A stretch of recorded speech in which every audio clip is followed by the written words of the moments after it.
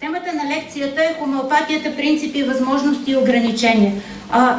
Всички от вас са чували за хомеопатията, горе-долу имат идея какво е то, но когато отидете в аптеката, постоянно ви предлагат най-различни лекарства от билкови препарати, включително до хормони, които ви ги предлагат като хомеопатични лекарства.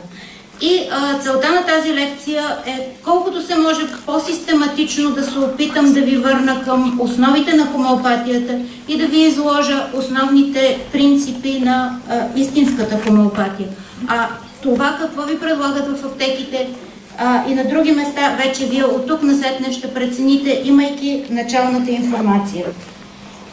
Откъде идва думата хомеопатия? От гръцките думи хомеос, подобно, и патос, страдание. Основоположник на хомеопатията се смята доктор Самуел Ханеман, който е живял 88 години, всъщност през този период той е творил много интензивно, но основите на хомеопатията са още в древния свят. Още Хипократ е казвал, че има два вида лечение, с подобното и с противоположното. След него Парацелс е дал сентенцията Simillimum similibus curantur, което означава подобното лекува подобно. Тази сентенция се е превърнала с малко изменение в един от основните принципи на хомеопатията. Подобното да се лекува с подобно, т.е. препоръчително е да се лекува с подобно. Ханеман е бил един изключителен ум. Той още от най-ранна детска възраст се е занимавал с научна дейност, още в училище е пишел научни трактати. Когато е завършил училище, той вече е говорил и владеел 9 езика. Казва се, че дори до 21 езика е ползвал. Работил е като преводач, като химик, бил е дипломиран лекар, който е бил много успешен за времето си сред пациентите, бил е ботаник. Запознат е бил с всички области на научното познание. Изучавал е съвсем съзнателно минно дело, астрономия, метеорология, нумизматика, само и само да запълни всичките нужди на своя енциклопедичен ум. И всъщност всичките неща, които той ги е научил, след това ги е приложил в практиката. Така, но идва един момент в неговия живот, когато той установява, че това, което е научил, не може да го използва на практика, защото реално погледнато той не помага на хората, а им вреди. С тези думи пише на един издател по това време Хуфеланд. Съкратила съм го малко, защото беше много протяжно, но гласи следното. Беше агония за мен да вървя в мрак, без никаква друга светлина, освен тази, която може да бъде извлечена от книгите. Опитвайки се да лекувам болните с непознати лекарства, които са много активни субстанции и биха могли да причинят смърт или да предизвикат нови изменения и хронични болести, които често са много по-трудно отстраними от първоначалната болест.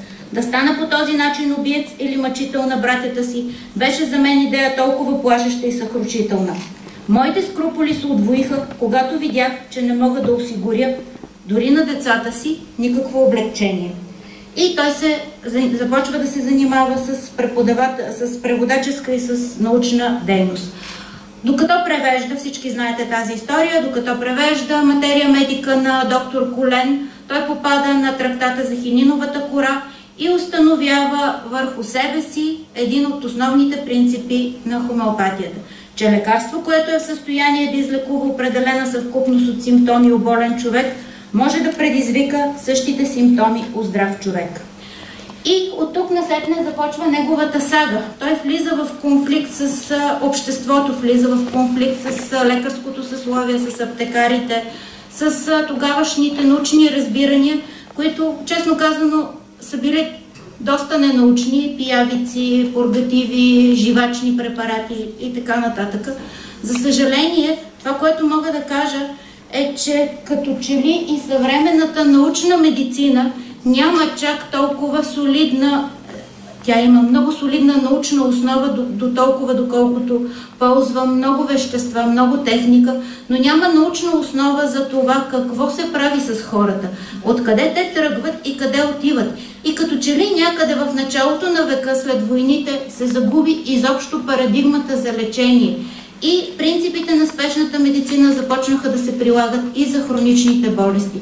Важното е да закърпим човека тук, сега, на мига, пък след това да става каквото ще. Няма значение какви увреди ще има от една или друга намеса. И работи много интензивно. Всъщност неговото семейство е било на границата на бедността, но той продължавал да експериментира върху себе си, със своите съмишленици, ученици, със своето семейство, нови и нови лекарствени средства и ги подрежда в стройна лечебна система, която нарича хомеопатия.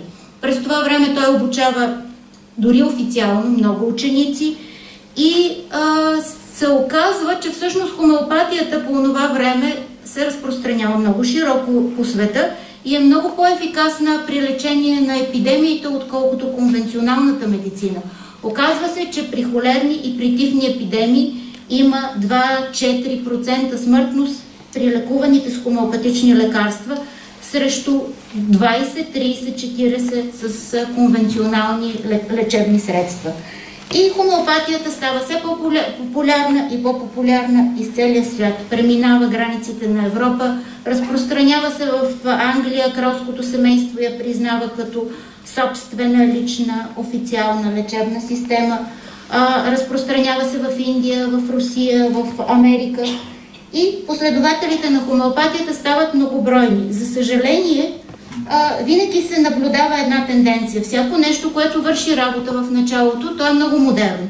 До момента, в който на пазара казвам, се появи нещо, което е страшно атрактивно и така някой го зариби следващите продавачи на нещото.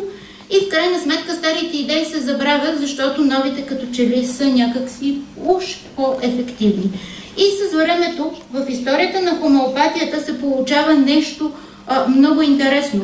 В повечето страни хомеопатията е залязвала в моменти, в които тя е ставала еднолична собственост на лекарското съсловие, след което масите, жените, хората, които са помагали на лекарите хомеопати, са я възобновявали един вид като народно движение за своите близки, за своите семейства, след което тя се е разпространявала отново, след което пак е ставала собственост на лекарското съсловие, след което отново е замирала, за да се възроди отново.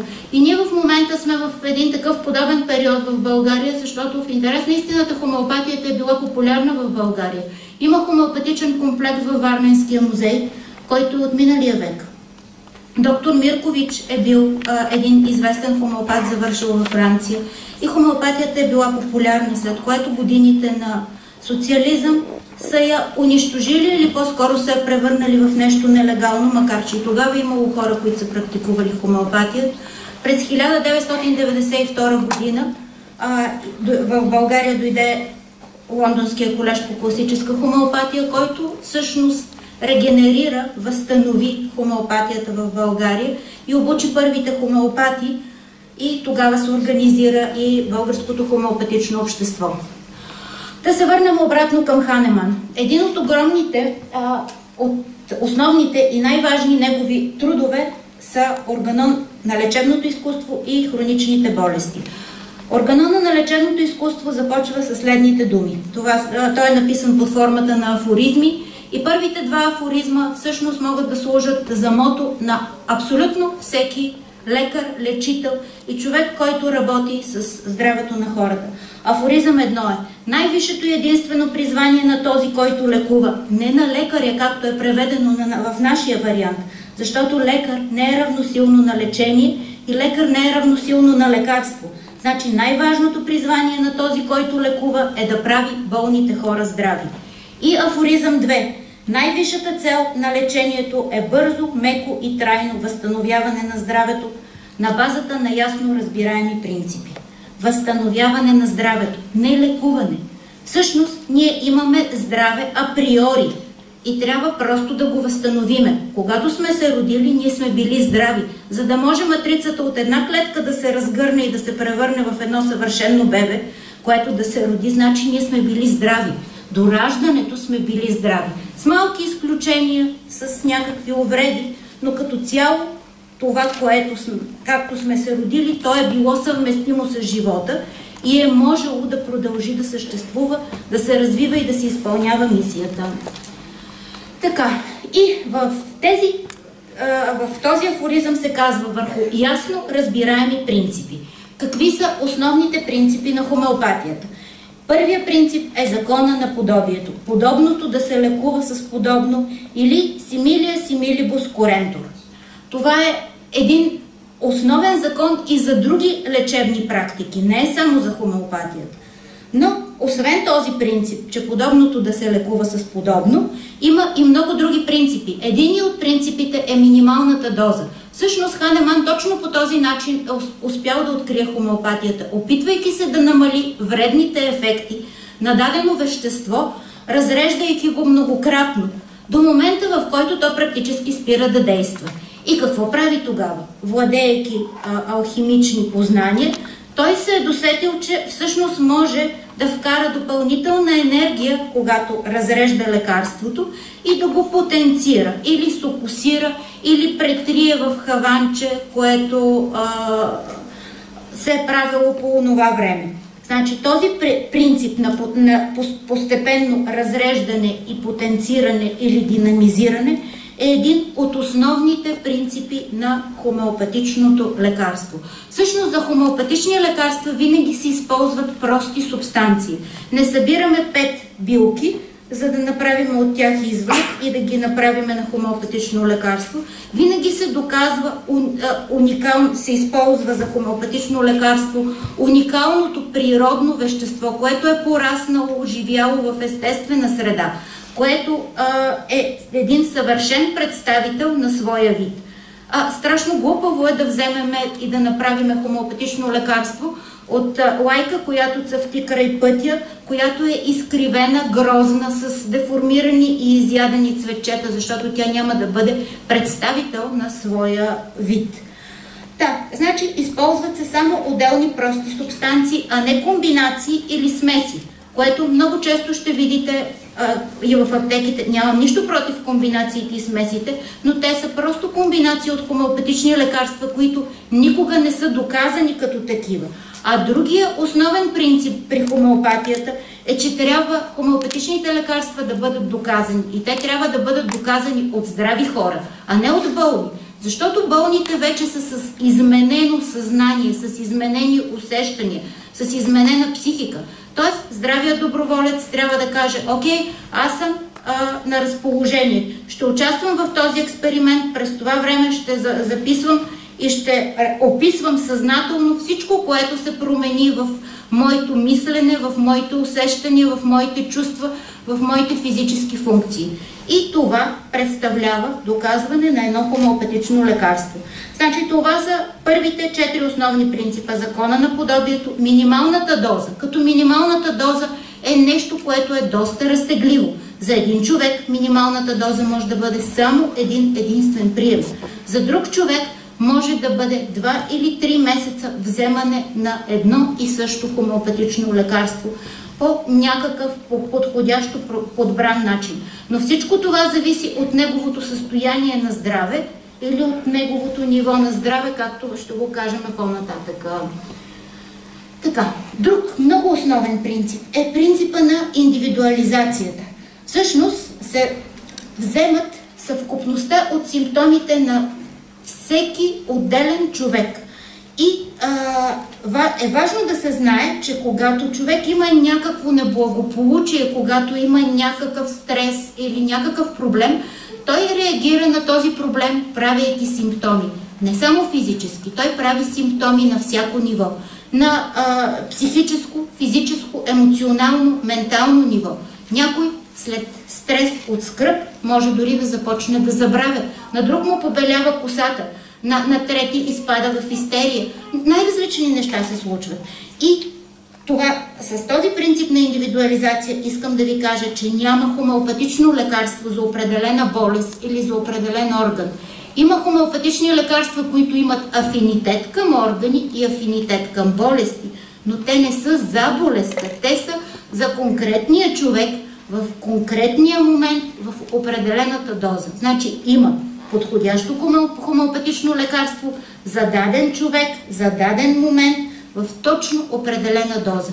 То след 5 минути, след 1 ден би могло да бъде различно, ако динамиката е толкова голяма. Но то е единствено за даден момент. Няма 5 лекарства за един момент, защото както ума не може да се занимава с повече от една мисъл едновременно, иначе вече има раздвояване на личността и разстрояване, по същия начин тялото не може да прави симптоми на повече от едно нещо в даден момент. И друг много важен принцип, който съзнателно не споменах, е хомеопатията използва доктрината за жизнената сила. Най-близкото подобие на жизнената сила е термина, който ние използваме, наречен защитен механизъм. Значи, с първо приближение, много далечно, редукционалистично, можем да приравниме жизнената сила с защитния механизъм. Но това е много важно. Всъщност жизнената сила е това, което ни прави живи. Говорихме за жива храна, говорихме за живи цветя, за живи есенции. Всъщност, ние сме тук, защото сме живи. И много важен принцип на хомеопатията е посоката на излекуване. Това ще се опитам да ви го обясна мъничко след това. Какво означава? Че симптомите се предвижват от по-важни към по-маловажни органи, отвътре навън, от горе надолу, доколкото отгоре надолу е, примерно имате обрив на ръката и той се премества към пръстите, изчезва на ръката, премества се към лаката, след това се премества към ръката, след това изчезва през пръстите, или по същия начин е в краката. Или се движи от вътрешен орган навън и излиза на кожата. Или посоката на излекуване е в посока обратна на появяването на симптомите. Всички тези принципи са изключително важни, защото те дават възможност за всеки отделен индивидуален случай хомеопата, който е обучен да прави това, да може да предвиди какво би се случило с неговия клиент, с човека, с който той работи. И може да предвиди. Ето, сега в момента имаш болно гърло. След време ще се появи хрема. След хремата ще ти потече носа и накрая цялата тази болест ще излезе навън под формата на кихане. Ти не се разболяваш отново, просто нещата излизат отвътре навън. И тогава човека се чувства спокоен, а не тича, защото ето сега имал е болки в гърлото, след това му се е появил проблем в носа. Това са две различни болести. За конвенционалната медицина едната е болест в гърлото, другата е болест в носа и той тича на следващия лекар, за да разбере какво се е случило с него. А всъщност философията на нещата е, че те излизат отвътре навън. И в този момент да ви кажа нещо забавно, значи попитали някога един известен хомеопат дали лекува черен дроб и той казал да, ако дойде сам на крака в кабинета ми. До тук с диагнозите и с болестите на органите. Хомеопатични лекарства най-често се изготвят от представители на растително, минерално и животинско царство. Като най-важното е, че трябва да се вземат хубави екземпляри, представители от тези царства. Едното е есенен минзухар, долу виждате кристали, така наречените цветя от сяра. На следващата картинка виждате цинабарис, това е живачен сулфит, който се използва за багрило. До него е туята, която имаме в парковете и е много известно хомеопатично лекарство. Виждате лъвчо, от който точно този лъв не е направено лъвското мляко, защото това е лъв, а не лъвица. Виждате паек тарентула, от който има много добро лекарство за хиперактивни деца, но просто детето трябва да бъде тарентула, а не да се дава тарентула на всички хиперактивни деца, все едно е риталин. До него виждате арника, която абсолютно всички са чували и могат да си я наберат на планината. Така, стигаме до това, говорихме възстановяване на здравето. Що е то здраве? Според определение на Световната здравна организация от 1948 година, което за съжаление обществеността отдавна е забравила и свежда здравето само до физическо благополучие, здравето е състояние на пълно физическо, психическо и социално благополучие, а не просто отсъствие на болест или недъг. Тоест, едни хубави изследвания не са равносилни на абсолютно здраве, защото човек може в този момент да се чувства напрегнат, притеснен, тревожен, да има какви ли не други симптоми и всъщност да бъде здрав, защото той няма установена болест или няма установен недъг. Може би малко по-точно определение за здраве дава Витулкас, един от много известните хомеопати. Той е носител на алтернативна Нобелова награда, който казва: човек, който е наистина здрав на всички нива, физическо, емоционално и умствено, има освободеност от болка на физическо ниво с усещане за благополучие, освободен е от страсти на емоционално ниво с чувство на динамично спокойствие, освободеност от еготизъм и себичност на умствено ниво, като човек се чувства в единение с божествената истина или със света на идеите, според религиозните разбирания на човека. Тоест, говориме тук отново за 3 нива. Подобни нива видяхме и при Баховите есенции.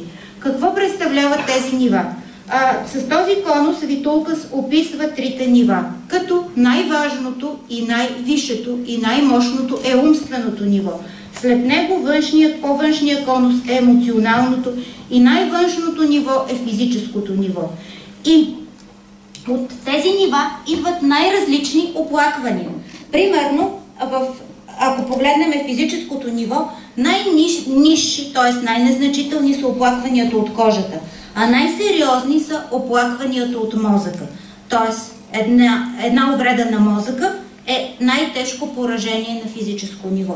На емоционално ниво най-нисша степен на увреда е едно неудовлетворение, едно раздразнение и след това нагоре се качваме вече към суицидна депресия. На умствено ниво най-ниското ниво на увреждане е една разсеяност и накрая стигаме до шизофрения и до пълно умствено объркване. Така, значи тези нива, за които говорихме умствено, физическо и емоционално, обясняват посоката на излекуване и обясняват посоката на разболяване и потискане. Ето, дала съм няколко примера. Човек с тежки емоционални проблеми в работата, развива синузит с висока температура, отървава се от работата и си остава вкъщи да си поболедува. След което може пак да се върне в стресиращата среда, но той ще се върне по различен начин. Или ще бъде същия и пак ще се разболее, или ще си смени работата, или ще е намерил начин да реши проблема. Но това е начин, по който психическото ниво, емоционалното ниво излизат на физическо ниво, за да може да се разреши проблема. Или обрива, който ви казах, или примерно имате кашлица при бронхит, която може да премине, когато имате тежък бронхит, може да премине през влажна, суха, болка в гърлото, запушен нос, секрет от носа и кихане. И какво е бронхит? Бронхита е диагноза. Възпаление на бронхите и възпаление в белия дроб, възпаление на бронхите. За конвенционалната медицина това е една диагноза, която се лекува с еднотипни лекарства. При хомеопатията има значение. Ето, човек има почти всичките тези симптоми, които съм ви написала, но той има и други съпътстващи лични симптоми. Примерно, ако е жаден, пие му се студена вода, иска да лежи в леглото неподвижно, не иска никой да го безпокои, иска да е на тъмно, да е раздразнителен, той и кашля сухо, такава къса суха кашлица, той ще бъде забриония. Ако кашля все едно се откъртва нещо, ако му е зачервено лицето, ако го боли глава, ако кашля така, че все едно да повръща, той ще има нужда от антимониум тартарикум. Ако има някакви други симптоми, примерно буди се в 1 часа през нощта с усещане, че нещо страшно ще се случи и кашля спазматично, той ще има нужда от арсен. Виждате колко варианти има, а те са много повече от тези бегли примери, които се опитвам да ви дам. И обясняват посоката на разболяване и потискане. Примерно потиснат обрив с кортикостероиди, особено при малки деца и бебета, най-често води до суха кашлица, която се задълбочава, до бронхити и те накрая се превръщат в една диагноза астма. Когато започне да се лекува такова дете с хомеопатия, астмата изчезва. Има един период, когато всичко изглежда чудесно, света е розов. И след този период се връщат обривите.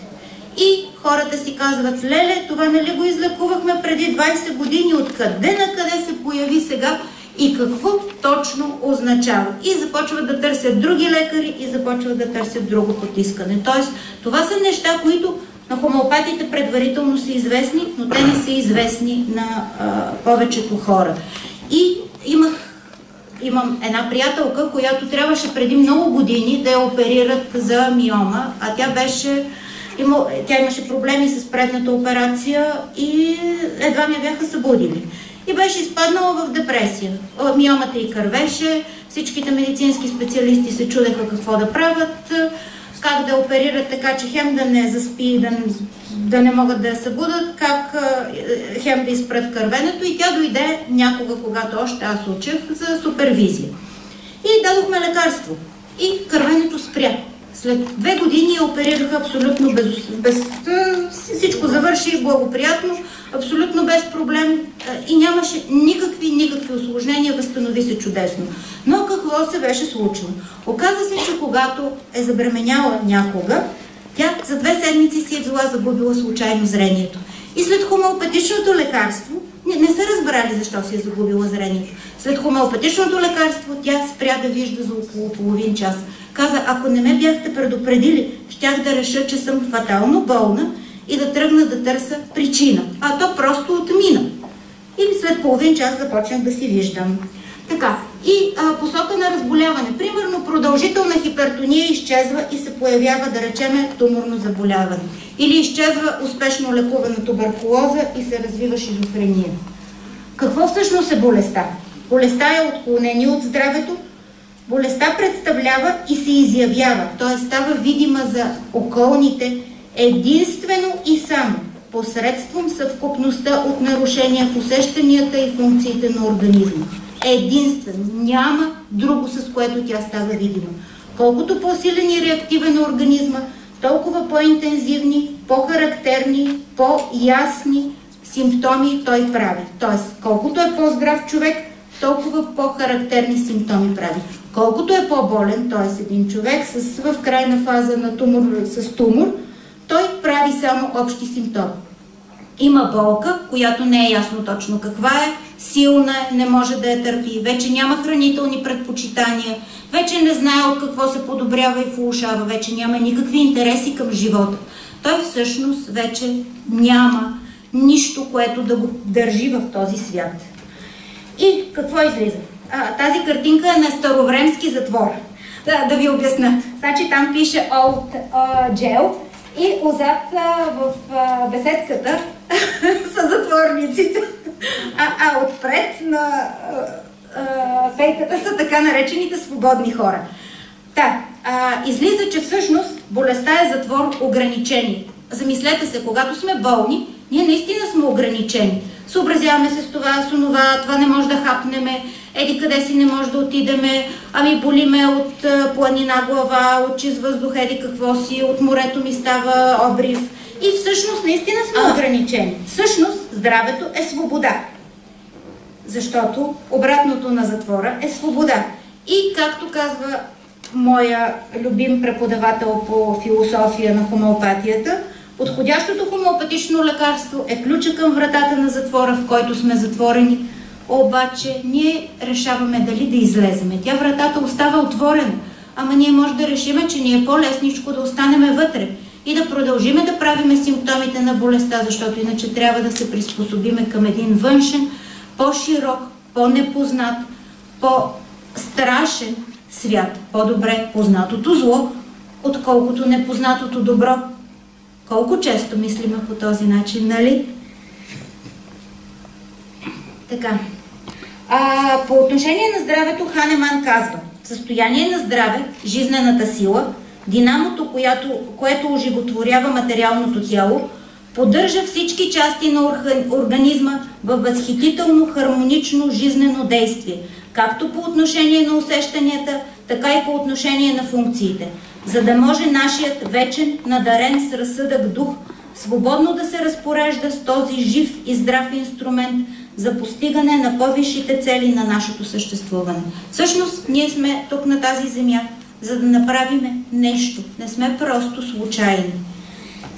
Случайни пришълци, които някак си трябва да си преживеят живота от точка А до точка Б и да го приключат славно или безславно. Ние имаме мисия, с която сме дошли и трябва да разполагаме с здравото си тяло, което може да възстановиме с жива храна, с здравословен начин на живот, с здравословна храна, с всякакви алтернативни средства, преди да позволиме на болестта да се развие до такава крайна степен, че да е необходима хирургична намеса и тя да бъде неизбежна. Тоест, никой не отрича медицината, защото тя има своето абсолютно солидно място в опазването на здравето.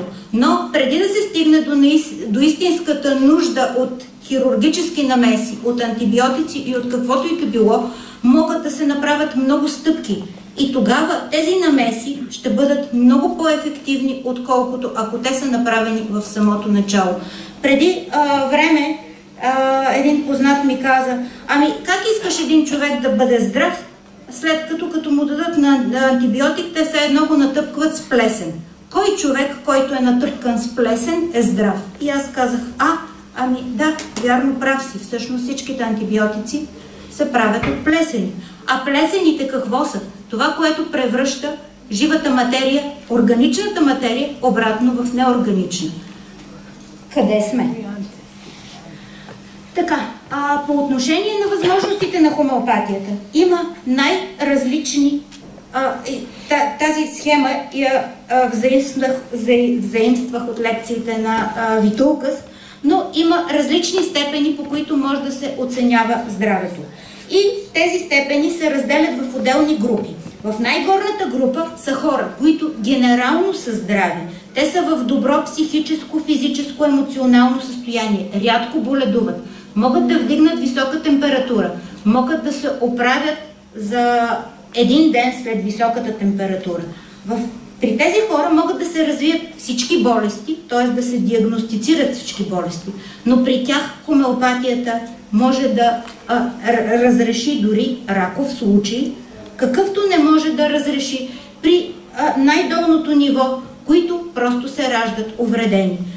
Тоест, колкото по-високо е нивото на здраве, толкова по-големи са възможностите на хомеопатията, на масажите и на всичките алтернативни намеси, преди да се стигне до тежките хирургични намеси. В следващата група са хора, които често боледуват, не вдигат много висока температура. В последващата група, група С, са тези хора, които имат хронично състояние и те никога не се разболяват от грип. И много мъчно ми става, когато чуя от някой: аз от години не съм боледувал от грип, много добре се чувствам, защото всъщност не боледувам от грип. И се оказва, че той има хроничен бронхит, диабет, колит и още 5-6 диагнози, но той е щастлив, че не боледува от грип, което се случва инцидентно и не вдига висока температура. Или когато някой каже: аз съм много горд, че не дигам висока температура. А всъщност температурата е проява на защитния механизъм на организма. Така че най-горе са най-здравите хора, най-долу, както навсякъде, са най-болните, т.е. най-черното. Така, какви са другите ограничения пред хомеопатията? Наследствено предразположение.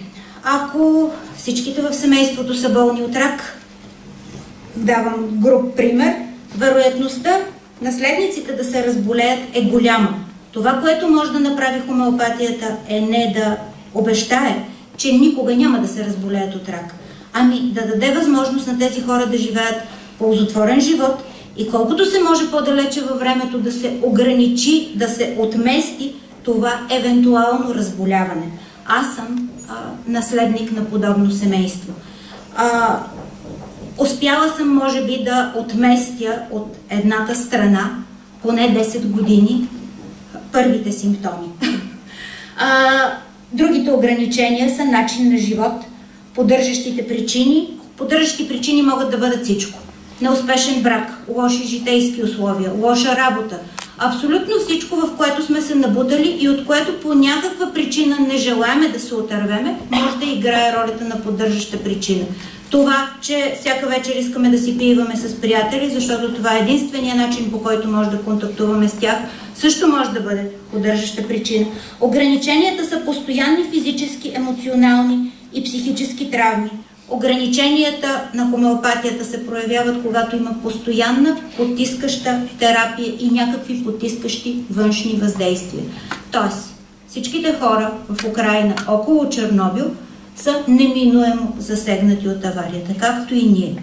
Но при тях въздействието с хомеопатия, въпреки че успешно в някаква степен, никога не може да има същия ефект, какъвто би имал, ако тази авария я нямаше. Така, и ще ви дам няколко кратки примера, просто те са абсолютно такива леки. Имах преди много години две дечица, момче и момиче, бяха много манички, когато ги видях за първи път. Много често боледуваха. Родителите първоначално изглеждаха, че се разбират, изглеждаха добро семейство. Децата боледуваха, аз им давах лекарства, те се оправяха, след което пак им давах лекарства, пак се оправяха. До един момент, в който, подобно на сапунените сериали, истината лъсна.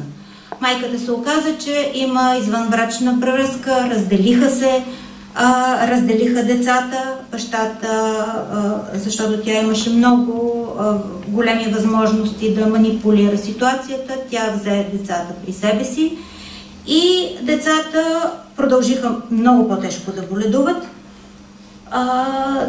Тя не търсеше никакво лечение, сега в момента почти не боледуват. Не виждат рождения си баща. Казват татко на бащата, на мъжа, който... Да, окей, почти свършвам. Казват татко на мъжа, новия мъж на майката и съответно ги е страх от всичко и от всички. Научили са се да бъдат едни мижитурки, които нямат собствено мнение, защото властта на майката се упражнява постоянно. Реално погледнато, аз не успях да направя нищо за тях, защото те бяха болни заради лошите семейни отношения. И ако тези семейни отношения не се разрешат, всъщност няма как да се излекуват децата и те да станат пълноценни индивиди. Има една чудесна лекция на Вито Лукас, може да я видите, написана в интернет, как да родиме и отгледаме здрави деца. Другия ми случай, съвсем накратко, беше за едно детенце, момиче, беше тогава на 13-14 години, от преди много години е също случай. Значи детето е било на лечение за туберкулоза над 6 месеца и ми го доведоха в следния вид. Беше много красивичко, лицето му беше тотално подпухнало, жълтеникаво бяло и имаше телесна температура 35 градуса в продължение на целия ден. И си живееше с тая температура, това доста нездравословна температура. Обаче беше много мудно, много спокойно, много апатично. Дадох му лекарство, температурата се повиши, потоците изчезнаха, то се оживи и майката стана много енергично и се върна в предишното си състояние преди лечението с антибиотици. И майката дойде и ми дигна скандал. Защо съм направила нервно нейното дете? Колко добре било, когато било такова спокойничко и апатично.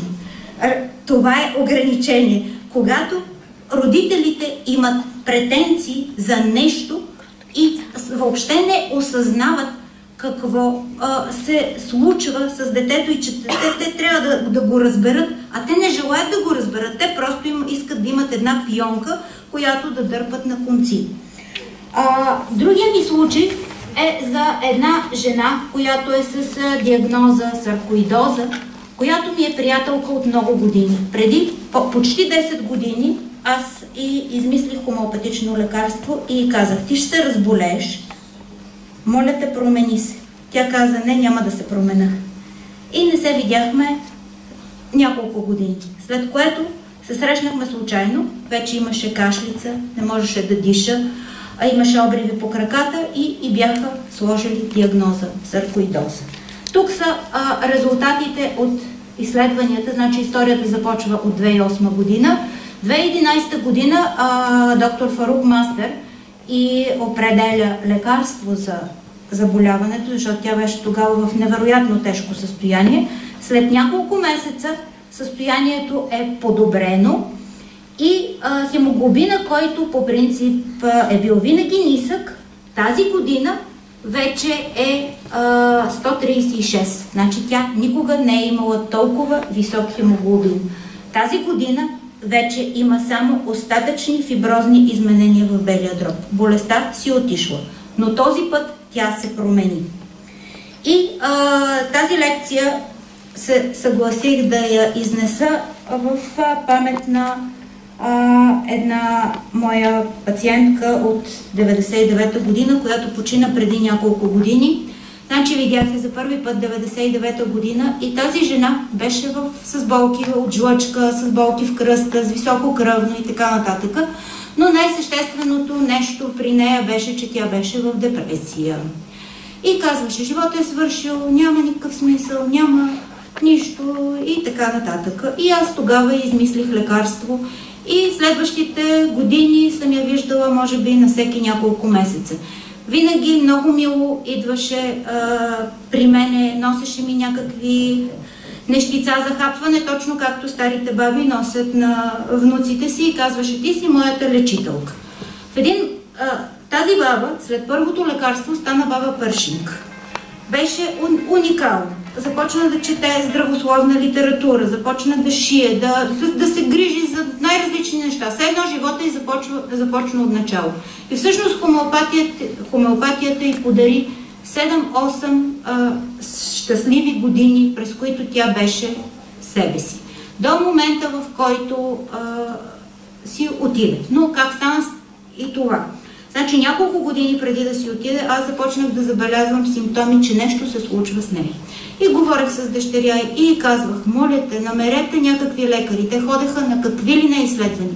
Никой не можа да намери. Аз им казвах, вероятно има тумор. Моля ви, намерете някой, който да го установи. Никой не успя да го установи до един месец преди смъртта й. Оказа се, че всъщност е направила тумор в отзад до единия бъбрек, в едно пространство, където реално погледнато няма никаква клинична изява и няма кой да го види отзад зад панкреас, просто място, където няма как да се разбере. Но историята завърши последния начин. Тя си отиде в пълно съзнание, става въпрос предния ден, в пълно съзнание, в съня си почина от кръвоизлив, практически без да се мъчи, като деня, когато си отиде, е казала на дъщеря си, днес е добър ден за умиране. Тоест, дано всички живееме живота си пълноценно, така че наистина да може да кажем накрая, сега е добър ден за умиране. И искам да завърша с думите на Ханеман от хроничните болести. Той казва, ако не знаех с каква цел съм дошъл на земята, самия аз да стана колкото се може по-добър и да направя по-добро всичко около себе си, което е в моите възможности да подобря, бих смятал себе си за напълно лишен от човешко благоразумие, за да направя всеобщо достояние дори преди смъртта си, изкуството, което самия аз владея и което според силите си мога да направя колкото е възможно по-доходно, запазвайки го просто в тайна. Но, споделяйки със света това голямо откритие, за съжаление трябва да изразя съмнение дали моите съвременници ще приемат логическата последователност на моето учение и ще го следват внимателно, добивайки по този начин неизброими ползи за страдащото човечество, които неминуемо ще се появят при едно вярно и точно наблюдение върху последното. Или, оплашени от необичайния и странен характер на тези открития, ще предпочитат да ги оставят недокоснати и невъведени в употреба и следователно безполезни. Да се осмелиме, да знаеме е девиза на повечето университети или сапере ауде. Благодаря ви за вниманието.